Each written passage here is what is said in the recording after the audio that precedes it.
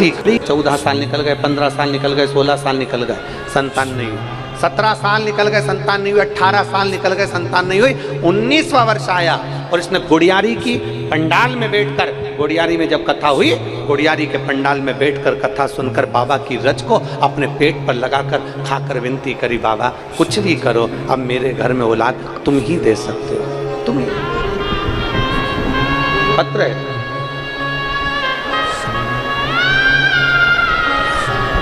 मैं गीता साहू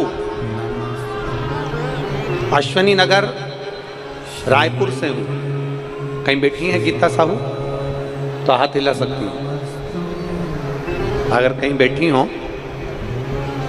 आप ही हैं, बच्चा आया है साथ में, लेके आ जाओ, ले आओ बेटा।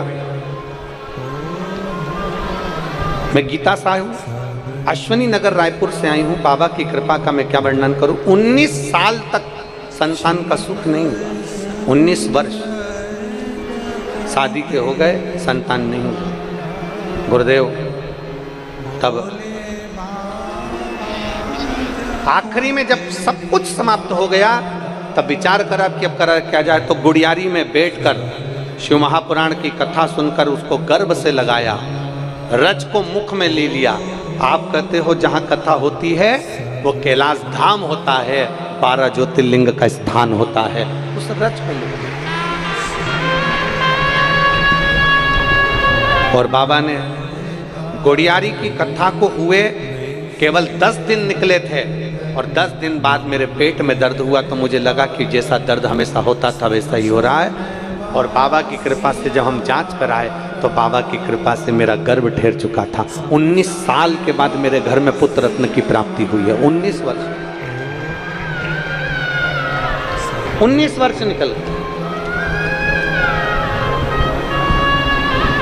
यहाँ जितने अमलेश्वर के भक्त बैठे हैं ना, और यहाँ जितने भक्त लोग कथा श्रवण करने आए, उनसे निवेदन करूंगा, शिव महापुराण के इस पंडाल को हल्के में मत लेना। जहां कथा होती है, जब तक कथा चालू नहीं हुई तब तक ये पंडाल था, जब तक कथा चालू नहीं हुई तब तक ये जमीन थी, जब तक कथा चालू नहीं हुई तब तक ये ग्राउंड था, जब तक कथा चालू नहीं हुई तब तक ये मातृभूमि थी। पर आज 27 तारीख से 2 जून तक ये केवल पंडाल नहीं है, ये मेरे 12 ज्योतिर्लिंग का मंदिर और मेरा कैलाश धाम है।